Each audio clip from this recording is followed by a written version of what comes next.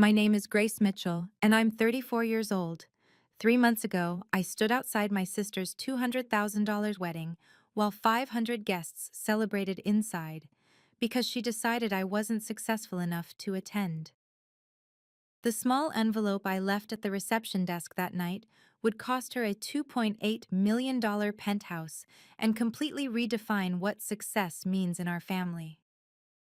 Before I share what happened that night and the shocking aftermath, please take a moment to like and subscribe, but only if you genuinely connect with stories about setting boundaries with toxic family members. I'd love to know where you're watching from and what time it is there. Drop it in the comments below. Now let me take you back to that evening when everything changed between my sister Victoria and me. The St. Regis Hotel on Fifth Avenue looked like something out of a fairy tale that evening. Crystal chandeliers cast golden light across the marble lobby, and I could hear the string quartet warming up in the grand ballroom. Victoria had been planning this wedding for 18 months, and from the glimpses I'd seen on Instagram, she'd spared no expense. I smoothed down my simple black cocktail dress, a $200 find from Nordstrom Rack that I'd thought was perfectly appropriate. But as I watched other guests sweep past in their designer gowns and custom tuxedos, I suddenly felt underdressed. These weren't just wedding guests, they were Victoria's new world. Tech executives, venture capitalists, the kind of people whose weekend homes cost more than most people's primary residences. Name, please?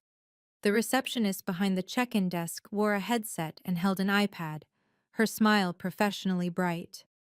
Grace Mitchell, I'm the bride's sister. Her fingers swiped across the screen, then swiped again. Her smile faltered slightly.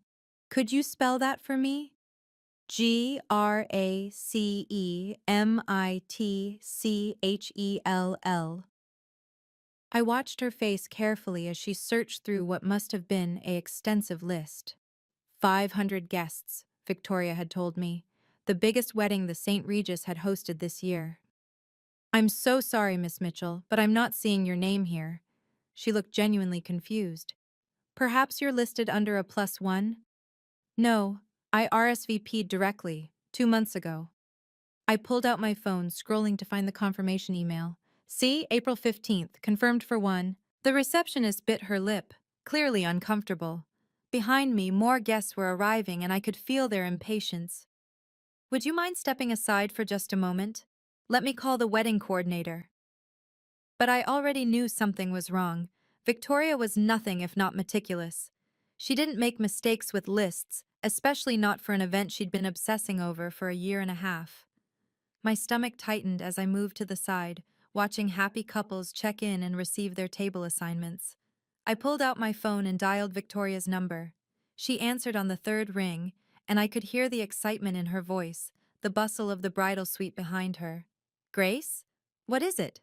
I'm about to walk down the aisle in 30 minutes. Victoria, I'm at the check-in desk. They can't find my name on the list. There was a pause.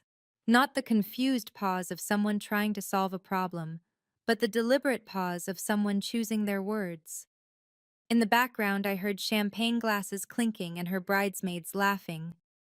Oh, that. Her tone shifted, becoming cooler, more businesslike. Did you really think you'd be invited, Grace? The words hit me like ice water. What? Victoria, I'm your sister. You sent me an invitation.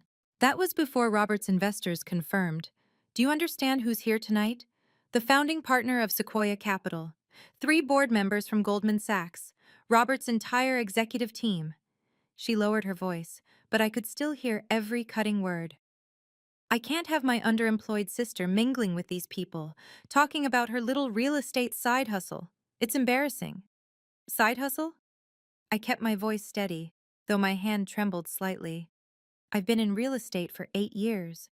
Playing with house showings isn't a career, Grace. Look, I need you to understand this is about Robert's future, our future. His investors need to see we run in the right circles. And frankly, a 34-year-old single woman who can barely afford her rent doesn't fit the image we're projecting tonight.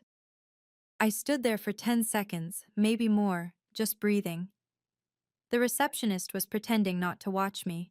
A couple in Armani evening wear brushed past, the woman's diamonds catching the light. Somewhere in that ballroom, 500 people were about to watch my sister marry a man whose success apparently meant more than 20 years of sisterhood. I understand perfectly, I finally said. Good. I knew you would. Maybe we can do lunch next month when things calm down. I hung up. My hands were surprisingly steady as I reached into my clutch and pulled out the small cream envelope I'd been carrying. Inside wasn't the $500 cash I'd planned to slip Victoria during the reception, money I'd actually scraped together despite what she thought about my finances. Instead, there was something far more valuable. Something that would have changed everything if she'd just given me 5 minutes at the microphone tonight. I walked back to the reception desk. The coordinator had arrived, looking flustered and apologetic, but I simply smiled and handed her the envelope. Please make sure Victoria gets this. It's her wedding gift. As I walked out of the St. Regis that night, I thought about all the times Victoria had dismissed my career choice. It started 8 years ago when I left my corporate accounting job to get my real estate license. You're throwing away your degree, she'd said, fresh out of her MBA program. Real estate is for people who can't handle real careers. Every family dinner became a comparison showcase. Victoria would arrive with stories about her latest marketing campaign, the Fortune 500 clients she was landing, the six-figure bonuses that came with her director title. Mom would beam, Dad would nod approvingly, and then all eyes would turn to me. "How's the house selling going, Grace?" Mom would ask, her tone suggesting she was inquiring about a child's lemonade stand. "It's good," I'd say simply, never mentioning the luxury properties I was starting to handle, the network I was building, the clients who trusted me with their biggest financial decisions. Why bother? In their eyes, I was playing pretend while Victoria was conquering the corporate world. Last Christmas was particularly brutal.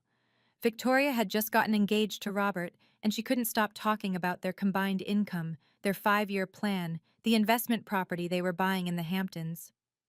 "You should really think about your future, Grace," she'd said, cutting into her prime rib.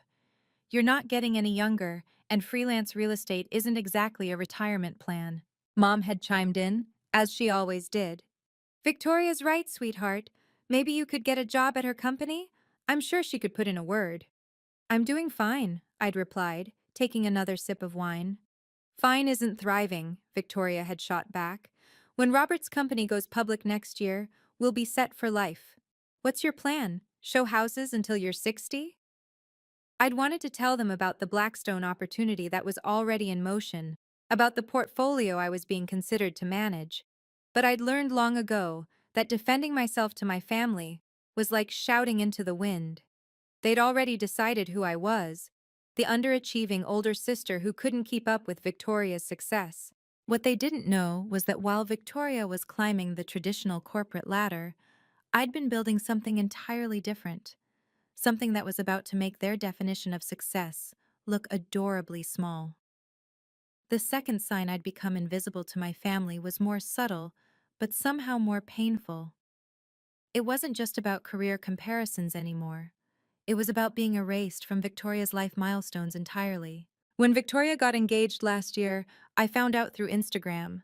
Not a call, not a text, just a perfectly staged photo of her hand with a 3-carat diamond, hashtagged #he said yes. By the time I called to congratulate her, she'd already told 50 other people. "Oh, Grace, sorry it's been so crazy, you know how it is." Except I didn't know how it was. I was 34 and single, something she never let me forget. The family group chat about wedding planning started without me. I discovered it existed only when Mom accidentally texted me a screenshot meant for someone else. There was Victoria, Mom, our aunts, our female cousins, everyone except me. When I asked Mom about it, she'd fumbled with an explanation. "Oh, honey, we didn't want to make you feel bad, since you're not, well, since you don't have experience with these things." These things. Like I couldn't possibly understand flower arrangements or venue selection without a ring on my finger. Then came the bridesmaid selection. Victoria chose her 3 college roommates, Robert's sister, and 2 cousins I barely knew she still talked to. When our aunt asked why I wasn't in the wedding party, Victoria had laughed it off. Grace isn't really the bridesmaid type, she's more comfortable behind the scenes. Behind the scenes. Invisible. The single sister who didn't photograph well with the other couples in the wedding party. But the final erasure, the one that should have prepared me for tonight, happened just last month. Victoria had posted a long, emotional tribute to all the important women in her life who had supported her journey to the altar. She mentioned her mentor, her yoga instructor, even her hairdresser. My name was nowhere in those 5 paragraphs. I'd become the ghost at every family gathering, the placeholder at holiday dinners, the sister who existed only when they needed someone to feel superior to. And for too long, I'd let them. I'd smiled through the dismissals, stayed quiet through the comparisons, accepted my role as the family's cautionary tale of what happens when you don't follow the traditional path. But ghosts have a funny way of haunting people when they least expect it. Standing outside the St. Regis, watching happy couples stream into my sister's wedding, I had a choice to make. I could fight for my seat at that table, cause a scene, demand to speak to Victoria in person, maybe even convince security to let me in. The old Grace would have done exactly that, would have swallowed her pride and found a way to smooth things over, to make herself small enough to fit into whatever corner they'd allow me. But as I stood there in my simple black dress, holding my clutch with that envelope inside, I realized something crucial. Some tables aren't worth sitting at. If I walked away now, if I let Victoria have her perfect wedding without the embarrassment of her unsuccessful sister, I'd lose any chance of reconnecting with extended family I only saw at weddings and funerals. Our cousins from California were in there, our great aunt from Boston who I hadn't seen in 3 years. These were relationships that would likely never recover once word got out that I'd been excluded. More than that, I'd be cementing my reputation as the family failure. Victoria would spin this story for years, how I couldn't even show up to support her on her big day, how I was probably too embarrassed by my own life to face all those successful people. Every family gathering would include whispered updates about poor Grace, still single, still struggling, still trying to make it in real estate while everyone else thrived. But the biggest loss, the one that made my chest tight, was that I'd lose any remaining claim to my place in this family. Not just Victoria's family, but the entire Mitchell clan. I'd become the cautionary tale they'd tell their children. Don't end up like Aunt Grace, who chose career instability over a real job and ended up alone. The doorman glanced at me sympathetically. I must have looked pathetic, standing there in the October cold, clearly dressed for a wedding I wasn't attending. Can I call you a cab, miss? No, thank you. I'm fine. And surprisingly, I was. Because losing all of those things, the family connections, the reputation, the place at their table, suddenly seemed like a small price to pay for keeping the one thing they'd been trying to take from me for years: my self-respect. I thought about the email sitting in my drafts folder, the one I'd planned to send to Victoria tomorrow with photos from tonight, congratulating her again on her happiness. I thought about the speech I'd written but would never give, about how proud I was of my little sister. I thought about all the ways I'd been prepared to celebrate her, even as she systematically erased me from her life. My phone buzzed. A text from Mom. "Where are you? Ceremony starting soon." I typed back. "Victoria uninvited me. I'm going home." 3 dots appeared immediately, then disappeared, then appeared again. Finally, there must be a misunderstanding. There was no misunderstanding. For the first time in years, everything was crystal clear. I turned my back on the St. Regis, on the warm light spilling from its windows, on the sound of celebration and belonging that I'd never really been part of anyway. Some bridges are meant to burn. Some doors are meant to close. And sometimes, the most powerful thing you can do is simply walk away. If you've ever been underestimated by your own family, you'll understand what happens next. Before we continue, if this story resonates with you, please hit that like button. It really helps share these important messages about setting boundaries with toxic people, even when they're related to you. Now let me tell you what was in that envelope I left at the reception desk, and why Victoria tried to call me 47 times that night. Back at the reception desk, I pulled the cream envelope from my clutch one last time. It was smaller than a typical wedding card, more like the kind that comes with flowers. I'd been carrying it for weeks, waiting for the perfect moment during the reception to slip it to Victoria, maybe during our dance or when she was making rounds to thank guests. The receptionist watched nervously as I borrowed her pen. On the front, in my neatest handwriting, I wrote, "Wedding gift for Victoria Mitchell." "Please make absolutely sure she gets this," I said, sliding it across the marble counter. "It's important." "Of course, Miss Mitchell. I'll personally deliver it to the bridal suite." "No." I shook my head. "Not now. After the ceremony, during the reception, when she's surrounded by all those important investors and executives she mentioned, the timing matters." The receptionist nodded, though she looked confused. I didn't blame her. What kind of sister leaves a gift and disappears from her own sister's wedding? The kind who's about to change the game entirely. I walked through those massive doors into the October night. The city was alive around me, taxis honking, people laughing on their way to dinner. The endless energy of Manhattan on a Saturday night. Inside the St. Regis, 500 people were about to watch my sister marry into what she considered success. They'd toast with champagne that cost more than my monthly subway pass. They'd dance until midnight in a ballroom that looked like Versailles. And I'd be sitting in my favorite restaurant 3 blocks away, eating pasta arrabbiata and drinking a perfectly reasonable glass of Chianti, alone. As I walked, my phone stayed silent. The ceremony must have started. I imagined Victoria floating down the aisle in her $30,000 dress, Robert waiting at the altar in his custom Tom Ford tuxedo, their venture capitalist friends dabbing at tears while calculating the couple's combined net worth. None of them knew what was waiting in that envelope. None of them could imagine that the absent sister, the family disappointment, the one whose name had been literally erased from the guest list, had left behind something that would redefine every assumption they'd made about success and failure. 30 minutes.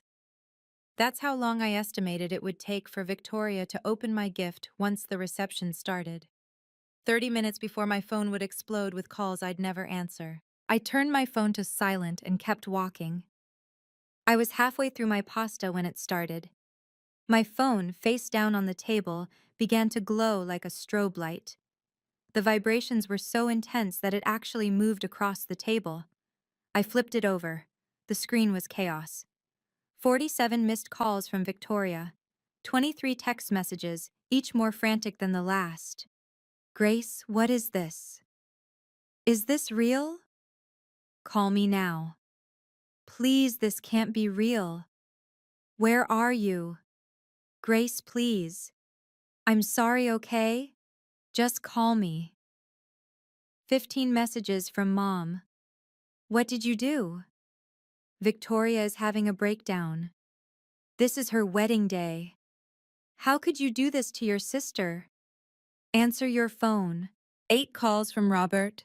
I'd never even had his number saved, but there it was, lighting up my screen again and again. 3 calls from numbers I didn't recognize. Probably Victoria borrowing other people's phones when I didn't answer hers. The restaurant was small and intimate, the kind of place where everyone can hear your phone buzzing. Other diners were starting to stare. The waiter approached, concerned. "Is everything all right, miss?" "Perfect," I said, and I meant it. I held down the power button until the screen went black. Could I get another glass of wine? For the first time in years, maybe the first time in my adult life, I felt completely in control. Not because I'd hurt Victoria, that wasn't the point, and never had been, but because I'd finally stopped accepting the role they'd assigned me. I'd stopped being the family's designated failure, the cautionary tale, the one they could always point to and say, "At least we're not Grace." My phone might have been off, but I could imagine the scene at the St. Regis perfectly. Victoria, in her designer dress, surrounded by all those important people she'd wanted to impress, holding my business card with shaking hands. The whispers starting to spread through the ballroom, the questions she couldn't answer, the assumptions crumbling. the image she'd carefully crafted beginning to crack. And the best part? She'd done it to herself. She'd opened that envelope in front of everyone, probably expecting cash or a check, something she could wave off with false modesty. Instead, she'd found something that made her call me 47 times in the span of 20 minutes. My pasta was getting cold, but I didn't care. For once, I was exactly where I wanted to be. The truth was, I'd been keeping secrets for months. Not malicious secrets, not the kind meant to hurt anyone, but the kind you hold close when you're not sure who you can trust with your success. The email had come through on a Tuesday morning 6 months ago, while I was showing a cramped two-bedroom in Queens to a young couple. My phone buzzed with a notification from an address I didn't recognize, jthompson@blackstone.com. I almost deleted it, thinking it was spam. Real estate agents get all kinds of bogus investment offers. But something made me open it. Dear Ms. Mitchell, following your exceptional handling of the Riverside portfolio disposition and your innovative approach to our Chelsea development project, Blackstone Real Estate Partners would like to discuss a senior position within our New York office. I'd read it 3 times standing in that musty Queens apartment while my clients debated square footage. Blackstone, the largest real estate investment firm in the world, managing over $300 billion in assets. They wanted me. The interviews had been intense. 6 rounds over 3 months, flying to their offices in Manhattan, meeting with executives whose names I'd only read in the Wall Street Journal. They grilled me on market analysis, portfolio management, international real estate trends. Everything I'd taught myself over 8 years of what my family called playing with houses. The final offer had come just 1 week before Victoria's wedding. Senior Vice President, Real Estate Acquisitions, managing a $500 million portfolio focused on luxury residential properties in the tri-state area. The salary was more than Victoria and Robert's combined income. The signing bonus alone was more than I'd made in the past 2 years. But there was something else, something that sat in my safe deposit box at Chase Bank. Something I'd been planning to reveal at the wedding in the most gracious way possible. 6 months ago, right after that first Blackstone interview, I'd done something impulsive. There was a penthouse in the Upper East Side, a 3-bedroom with floor-to-ceiling windows overlooking Central Park. It was the exact apartment Victoria had dragged me to see 2 years ago, back when she was window shopping for her future. She'd taken photos in every room, posted them on her vision board, told everyone it was her dream home for when Robert's company went public. The owner was going through a divorce, needed a quick cash sale. With my real estate connections and the confidence that Blackstone would come through, I'd made an offer. Cash. Closed in 30 days. The key to that $2.8 million penthouse was supposed to be my wedding gift to Victoria. I'd planned to stand up during the toasts, tell everyone how proud I was of my little sister, and hand her the key in front of all those important people she wanted to impress. It would have been perfect. The underestimated sister giving the ultimate gift, proving that success comes in many forms. But that key was still in my safe deposit box. And after tonight, it was going to stay there. Or rather, it was going to find a much better home. I already had the donation papers drawn up for the Women's Shelter of New York. They could sell it or use it for transitional housing. Either way, it would actually help people who deserved it. Victoria would find out about the penthouse eventually. She'd probably even recognize the address when she saw it in the donation announcement. But by then, it would be too late.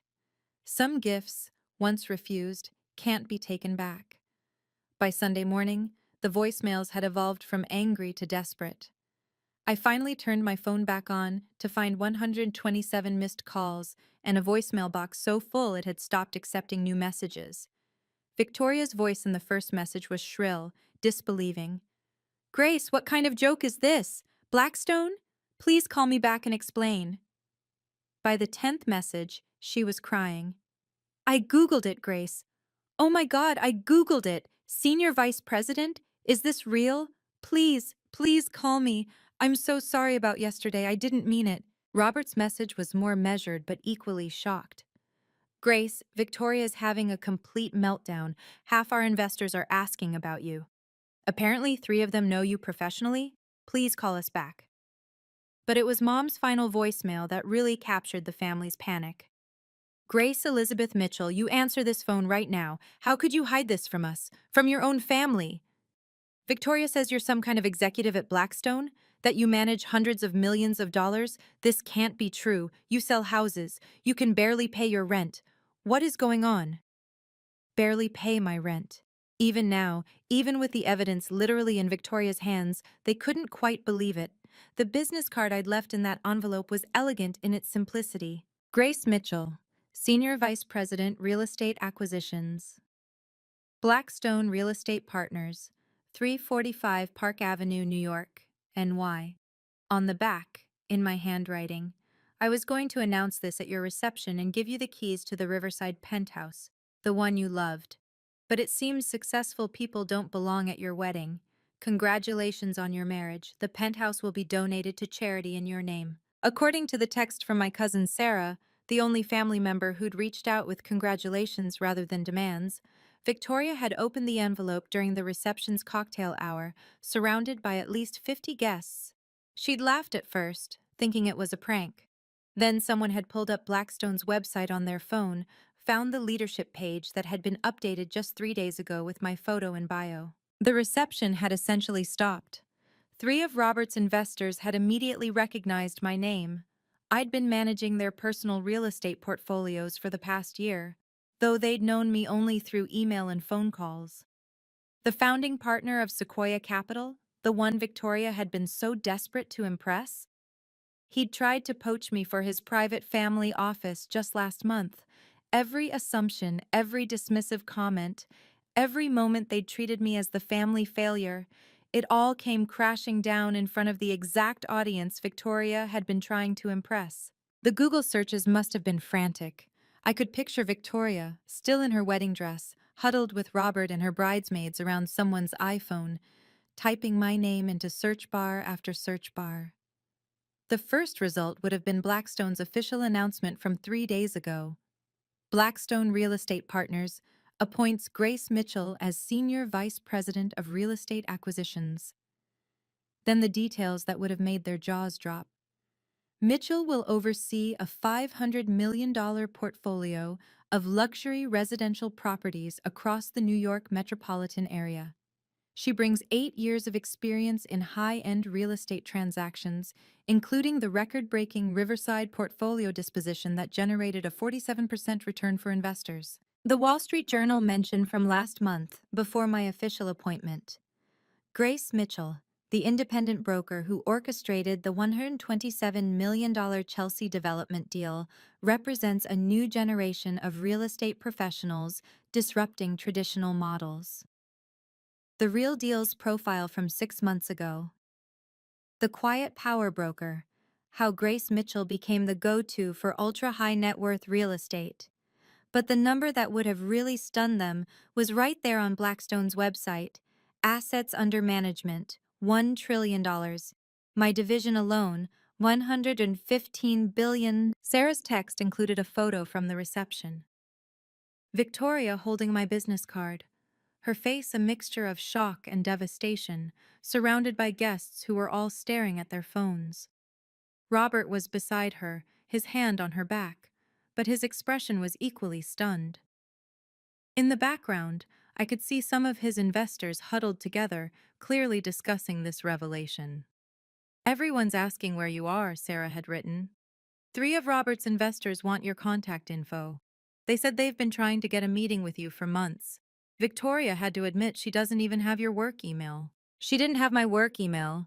She didn't know where my office was. She didn't know anything about my professional life because she'd never asked. For years, every conversation had been about her achievements, her milestones, her success. The moment I'd try to share anything about my work, she'd wave it off. Oh, you're still doing the house thing? The house thing. That's what she'd called the career that had just made me one of the youngest SVPs in Blackstone's history. My phone buzzed with another text from Sarah.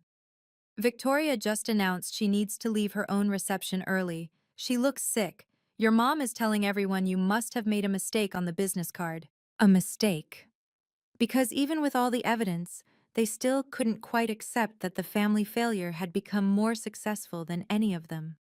Victoria spent her entire wedding reception trying to reach me instead of enjoying her big day.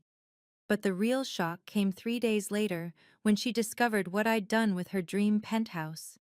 If you're finding value in this story about setting boundaries with toxic family members, please subscribe and hit the bell icon so you don't miss similar stories. Also, I'd love to hear from you. Have you ever had to cut off a family member who didn't value you? Share your experience in the comments below. Now let me tell you about the emergency family meeting that changed everything. 3 days after the wedding, my phone rang with a call from Dad. Not Victoria, not Mom, but Dad, who usually stayed out of family drama. Grace, we need you at the house. Family meeting. Tonight at 7. I'm not coming, Dad. Your sister is devastated. Your mother is beside herself. The least you can do is explain yourself. Explain what? That I got a job promotion? That I'm successful? What exactly needs explaining? He sighed heavily. Just, please, 1 hour. We need to understand what happened. I almost felt bad for him. Almost. They can have their meeting. I won't be there. The family meeting happened anyway. Sarah, bless her, gave me the play-by-play through texts. The entire Mitchell clan had assembled in my parents' living room. Mom, Dad, Victoria and Robert, 3 aunts, 2 uncles, and several cousins. The same people who'd been at the wedding, who'd witnessed Victoria's meltdown over my business card. According to Sarah, Victoria had stood in front of everyone, still in her honeymoon-cancelled casual wear, and read my business card out loud like it was evidence in a trial. Grace Mitchell, Senior Vice President, Real Estate Acquisitions, Blackstone Real Estate Partners. Her voice had cracked on the word senior. Then came the questions from the relatives. How long has she been working there? Why didn't anyone know? Is this why she wasn't at the wedding? Wait, Victoria, you uninvited your own sister? That last question had come from Aunt Patricia, Mom's sister, who'd driven down from Boston specifically for the wedding. The room had gone silent. Victoria had tried to explain, justify, minimize.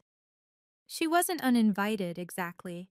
There was a mix-up with the list. And honestly, I thought she'd be uncomfortable around Robert's business associates. I was trying to protect her.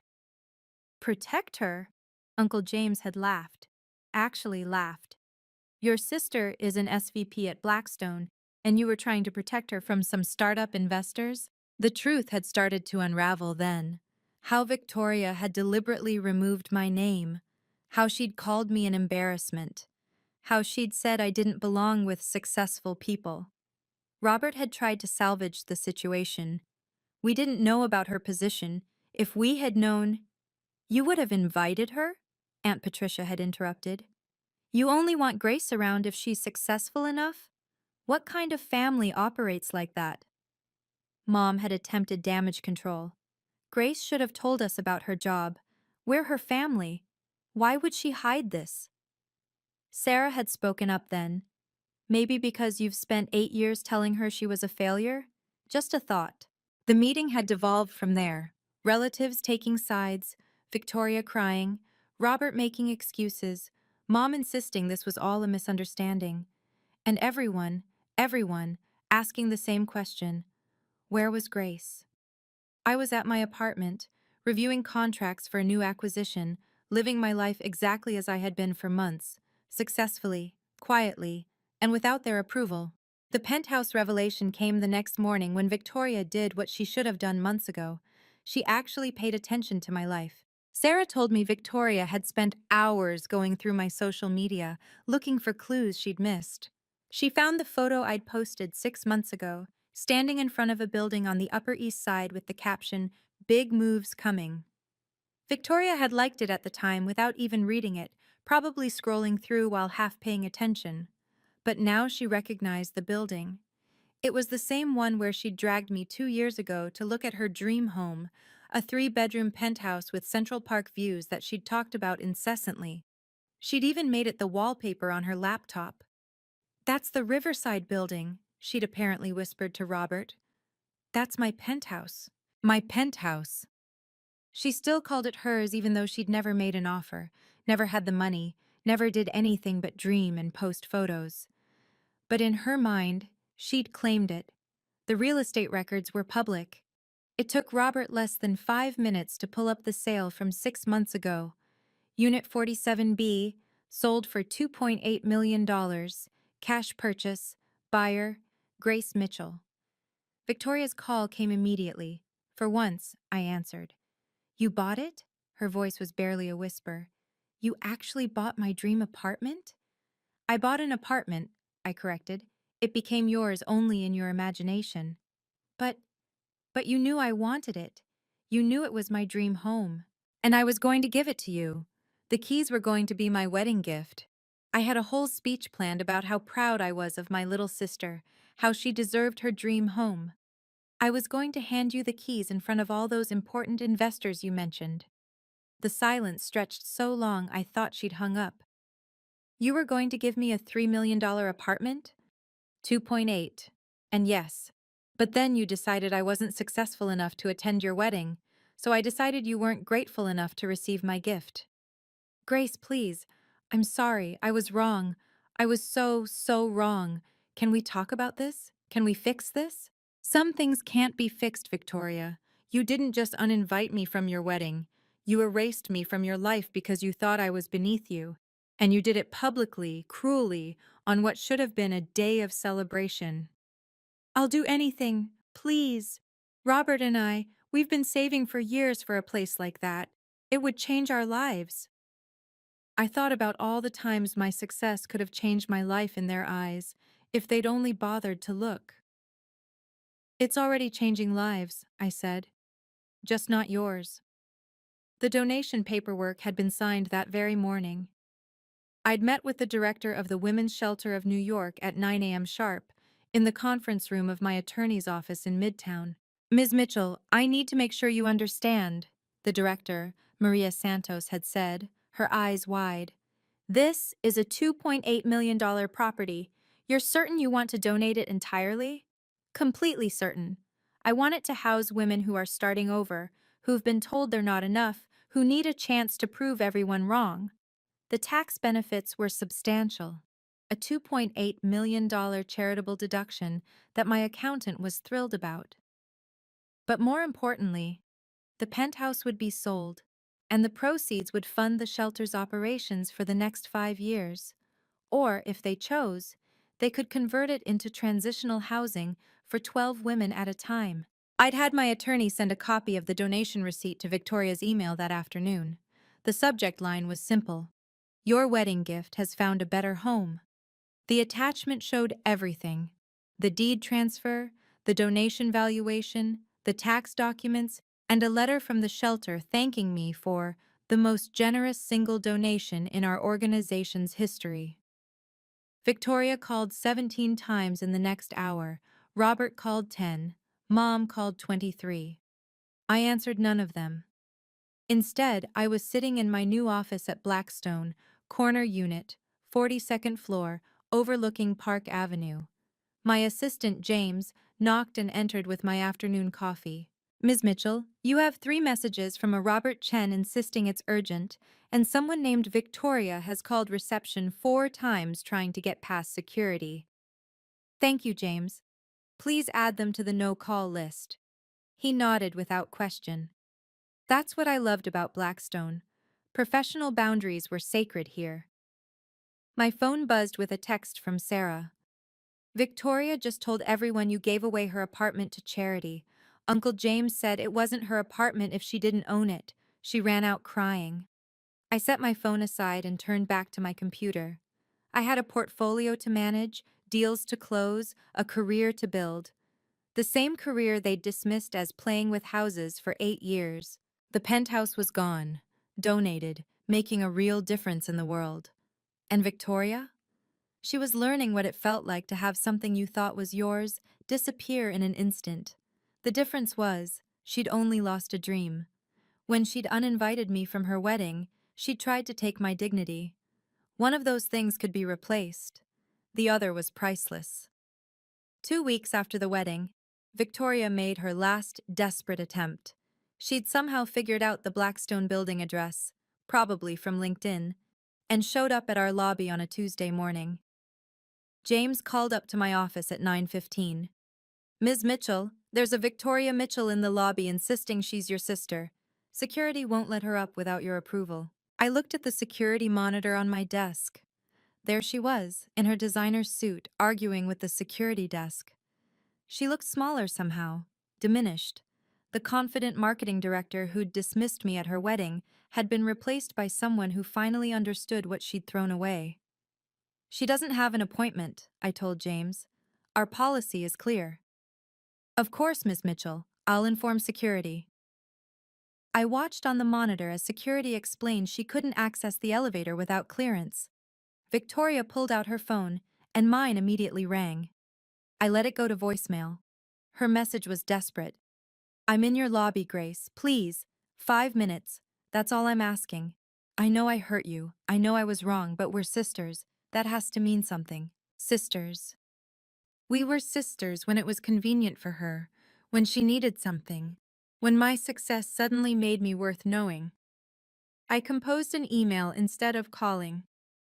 "Victoria, boundaries are not suggestions. They are not negotiable.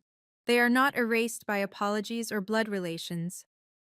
You made it clear at your wedding that success was your entry requirement for family. Now that you know I've exceeded that requirement, you want to change the rules. But that's not how this works. I wish you and Robert every happiness in your marriage. I hope your careers continue to flourish. I hope you find your dream home someday through your own efforts. But I will not be part of your life moving forward. This is not a punishment or revenge. This is a choice, the same kind of choice you made when you removed my name from your guest list. The difference is, I'm making my choice with honesty instead of deception. Please don't come to my office again. Security has your photo now. Grace." I watched her read it on her phone in the lobby. Her shoulders sagged. She stood there for another 10 minutes, maybe hoping I'd change my mind, before finally walking out into the Manhattan morning. That was the last time Victoria tried to contact me directly. The family pressure continued for months, but I held firm. Some boundaries, once set, shouldn't be moved. The social consequences of that wedding night rippled through Victoria's carefully constructed world in ways she never anticipated. It started with Robert's investors. 3 of them were my clients, something Victoria discovered only after the wedding, when they asked Robert why his wife had banned one of their top real estate advisors from the reception. The founding partner from Sequoia Capital was particularly blunt. "Your wife uninvited Grace Mitchell? The same Grace Mitchell who managed my family's $30 million property portfolio? That shows remarkably poor judgment." The startup community in New York is smaller than people think. Word spread quickly that Robert's new wife had publicly humiliated an SVP from Blackstone, someone many of them needed for their own real estate investments. 2 potential investors pulled out of Robert's Series B funding round, citing concerns about the leadership team's decision-making. But the real blow came from an unexpected source: Robert's own company. Sarah heard through the family grapevine that Robert's board had called an emergency meeting 3 weeks after the wedding. Having a spouse who publicly alienated major players in the financial world was apparently not the image they wanted for their CEO. They didn't fire him, but they did institute a new policy about spousal involvement in company-related social events. Translation: Victoria was no longer welcome at corporate functions. The woman who'd been so concerned about impressing investors, who'd literally uninvited her own sister to protect her image, was now herself uninvited from the very world she'd tried so hard to enter. Meanwhile, my professional life flourished in ways that became impossible for the family to ignore. The Wall Street Journal ran a feature on young leaders in real estate, and my photo was prominently displayed. The article mentioned the $500 million portfolio I managed, the innovative deals I'd structured, the fact that I was the youngest SVP in Blackstone's real estate division. Mom sent me the clipped article with a note. So proud of you, sweetheart. Always knew you'd make something of yourself. Always knew. The revisionist history was almost amusing. Victoria and Robert's social media, once filled with glamorous couple photos and celebration posts, went quiet. The honeymoon photos never appeared. The Mr. and Mrs. posts stopped. Sarah mentioned that Victoria had taken a mental health break from work, which in corporate speak meant she was too humiliated to show her face at the office. The golden couple who'd had everything, the fancy wedding, the important connections, the perfect image, had lost it all in a single night. And all because Victoria couldn't see value in people beyond their job titles. 6 months passed. The family attempts at reconciliation evolved from desperate to resigned. Mom still called monthly, always with the same refrain. She's your sister, Grace. Family forgives. Family also respects, I'd reply. When Victoria learns that lesson, we can talk about forgiveness. The extended family had split into camps. Aunt Patricia and Uncle James, who'd witnessed Victoria's behavior firsthand, supported my boundaries. The others, who only heard Victoria's version of being misunderstood, thought I was being cruel. I didn't care anymore about their opinions. I was too busy living my life. The promotion to executive vice president came 8 months after the wedding. With it came a new portfolio worth $1.2 billion and a team of 12 analysts. The announcement made the Financial Times. This time, Victoria didn't try to call. But Sarah told me she'd printed the article and cried at her desk. She keeps telling people you two are just going through a rough patch, Sarah said over coffee one afternoon. That you'll come around eventually. And what do you tell her?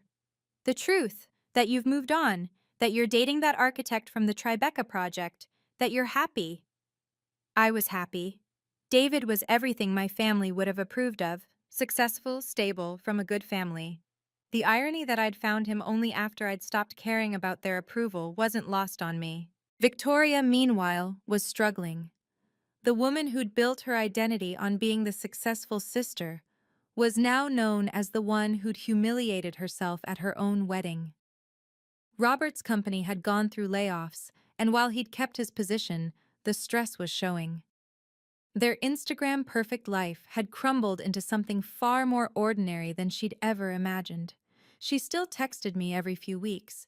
I never responded, but I read them. I think about that night every day.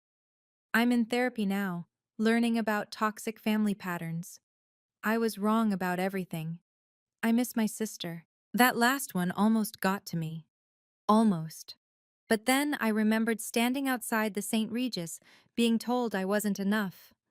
I remembered 8 years of dismissive comments, of being treated like a failure, of having my career mocked as playing with houses. Some bridges, once burned, light the way forward. The light from that fire had illuminated a path to a life where I was valued, respected, and seen for who I really was. And that life didn't include Victoria. Today, it's been exactly 1 year since Victoria's wedding. I'm sitting in my new office, executive vice president now, corner suite on the 53rd floor, a view that stretches from Central Park to the Hudson River. The nameplate on my door still feels surreal sometimes. My assistant knocks. Ms. Mitchell, your 3 o'clock is here. Send them in, James. The door opens, and Maria Santos walks in, the director of the women's shelter. She's beaming. Grace, I had to tell you in person. The Riverside penthouse sale closed yesterday, $3.2 million. The market went up since your donation. That money will keep our doors open for the next 7 years and fund our new job training program. That's wonderful, Maria. 43 women have already gone through our transitional housing program because of you. 43 women who were told they were worthless, who had nowhere to go, who needed someone to believe they were enough. You gave them that. After she leaves, I stand at my window, looking out at the city. Somewhere out there, Victoria is living her life. Still married to Robert, last I heard. Still working her corporate job. Still posting carefully curated photos of a life that looks successful from the outside. She sent me a letter last week. An actual letter, not a text or email. I recognized her handwriting on the envelope and almost threw it away, but curiosity won. Grace, it's been a year since I made the worst decision of my life. I don't expect forgiveness. I don't expect a response. I just need you to know that I understand now. Success isn't about titles or salaries or who has the bigger apartment. It's about being the kind of person others want to celebrate, not because of what you've achieved, but because of who you are. I failed that test. I failed as a sister. You didn't just become successful, Grace. You always were. I was just too blinded by my own insecurity to see it. I'm not asking for another chance. I'm just asking you to know that I finally understand what I lost. Not the penthouse, not the connections. I lost my sister. And that's worth more than any apartment could ever be. Victoria. I kept the letter. Not because I'm ready to forgive, but because it's proof that people can learn, even if it's too late. My phone buzzes with a text from David. Dinner at 8, that new place in Soho? Perfect. Love you. My new rule is simple. I surround myself with people who saw my worth when I had nothing to prove. David, Sarah, my team at Blackstone, the friends who celebrated my quiet successes long before they became public victories. As for family, family isn't just blood. It's the people who stand by you when you're invisible and celebrate you before you're impressive. It's the ones who see your worth when your name isn't on any list. Sometimes the most expensive gift you can give yourself is walking away from people who can't see your value, even if they share your last name, even if they eventually learn to see it, even if they beg for another chance. Because self-respect? That's the only success that really matters. If you've made it this far, you understand that sometimes the most powerful thing you can do is simply walk away from people who don't see your worth, even if they're family. What boundaries have you had to set with toxic relatives? Have you ever had to choose self-respect over family harmony? I'd love to hear your story in the comments below. And if this message resonated with you, please share it with someone who needs to hear that they're already enough, exactly as they are. Subscribe for more stories about choosing self-worth over toxic relationships. Remember, success isn't about proving others wrong, it's about proving yourself right.